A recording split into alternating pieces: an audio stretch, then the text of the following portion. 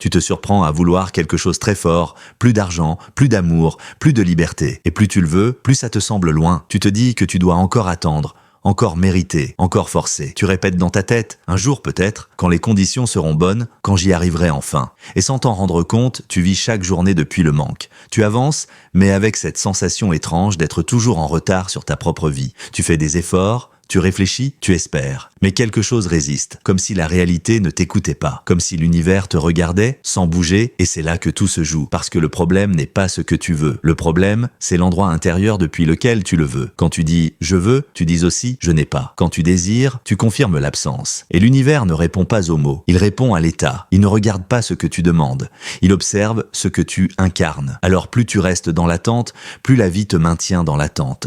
Pas pour te punir, mais parce que c'est cohérent. Regarde autour de toi. Certaines personnes n'ont pas l'air de courir, elles n'ont pas l'air de forcer. Et pourtant, tout semble venir à elles. Opportunités, rencontres, fluidité. Ce n'est pas de la chance, ce n'est pas un privilège, c'est une posture. Elles ne vivent pas comme si elles allaient avoir. Elles vivent comme si c'était déjà acquis. Pas dans l'arrogance, dans le calme, comme quelqu'un qui a déjà commandé, qui sait que c'est en route et qui n'a plus besoin de vérifier toutes les 5 minutes. Toi, peut-être que tu continues à jouer un rôle, celui de la personne qui espère, qui demande, qui attend un signe. Tu te lèves chaque matin avec les mêmes pensées, les mêmes peurs, les mêmes réflexes.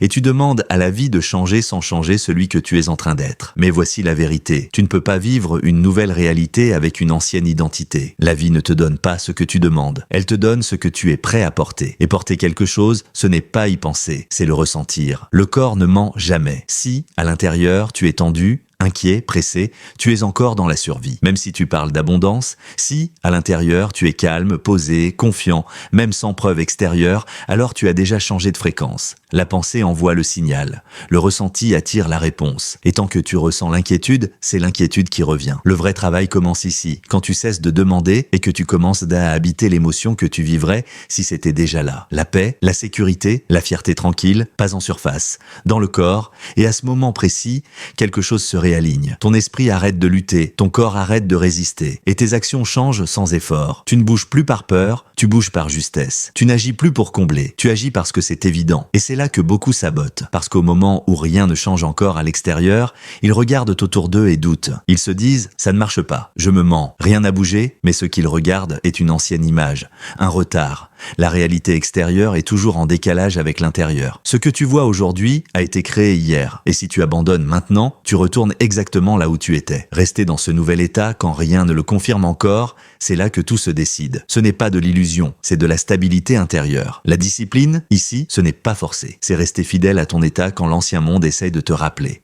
Ne pas replonger dans le doute, ne pas retourner dans le comment, ne pas vouloir contrôler le chemin. Parce que le chemin n'est pas ton rôle. Ton rôle, c'est d'être aligné. Et quand tu l'es vraiment, les actions viennent d'elles-mêmes, légères, précises, presque évidentes. Un appel, un détour, une intuition, pas du hasard. Des réponses, la question n'est donc pas si cela va arriver. La question est plus dérangeante. Es-tu prêt à rester cette personne même si pendant un temps rien ne le prouve encore? Ou vas-tu retourner dans l'attente, le doute et l'ancienne version de toi juste pour te rassurer? Parce que ce moment que tu vis maintenant n'est pas une impasse. C'est un seuil. Et ce que tu choisis d'incarner ici détermine si la vie va continuer à résister ou commencer à répondre.